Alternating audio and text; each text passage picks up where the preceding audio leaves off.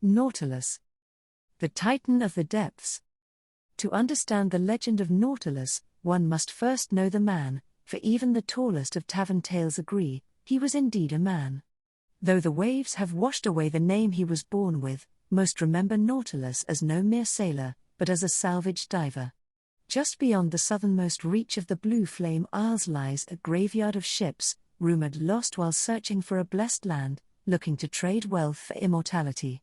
On a fair day, their glittering holds beckon from beneath the surface. Many crews sought divers to collect the lost fortune, and none could match the skill of the quick-sinking hulk of solid muscle that was Nautilus. With lungs that could steal the air from a galleon's sails, Nautilus preferred to freedive. Always bringing up plenty of gold or jewels for the crew, the man demanded no special wages, he asked only that the captain toss a coin overboard as they set out, honoring and appeasing the vast ocean.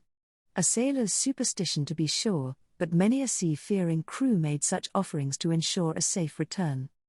Years of salvage depleted the easy treasure, each haul becoming less and less, until one day Nautilus's crew learned that their ship and working papers had been bought out from under them. The dawn was scarlet the morning the new captain came aboard. Hailing from a foreign port, he brought with him a giant suit of brass and iron. He zeroed in on Nautilus. Indeed, he had purchased the command because of Nautilus. It was clear the captain was obsessed with a specific wreck, one shrouded in darkness even on a fair day. The diving armor could withstand the pressures of the ocean floor far longer than any man, long enough to collect what was hidden in the abnormal murk. The crew agreed working was better than starving, and Nautilus found himself being bolted into the suit, the wooden deck groaning under the load. Panic rose in his throat when he realized that they had nothing to pay the tithe. The foreign captain laughed as Nautilus was lowered into the water. He assured the crew that whatever the bearded lady was protecting would make them all rich beyond their wildest dreams. When Nautilus returned to the surface, they would make their silly sacrifice. As Nautilus sank, the light above dimmed, and all grew quiet, the man's own breath the only sound echoing in the iron suit. Then something reached out from the depths. He was being pulled down, and for the first time Nautilus felt liquid fear wrap itself around his heart. It was not treasure his captain sought, but some slumbering, eldritch power.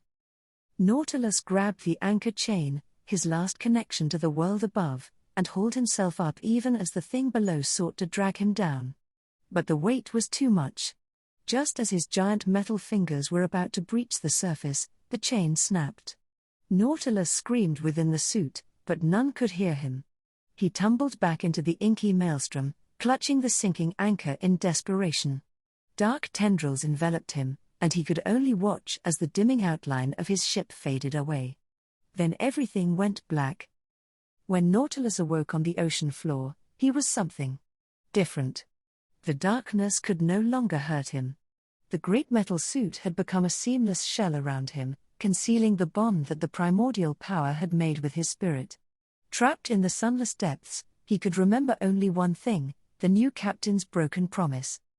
Nautilus vowed, there and then, that all would pay the ocean's tithe. He would see to it himself. Driven ever forward by this thought, he trudged toward the shore. But by the time he reached Bilgewater, years had passed, and he could find no traces of his captain or crew. There was no life to which he could return, no revenge he could take. Instead he returned to the sea, allowing his anger to surface on the greedy, gutting their ships with his mighty anchor. Sometimes, in the tumble of waves, distant memories of who he was push up above the waterline. But always the man who is Nautilus stays drowned just below the surface.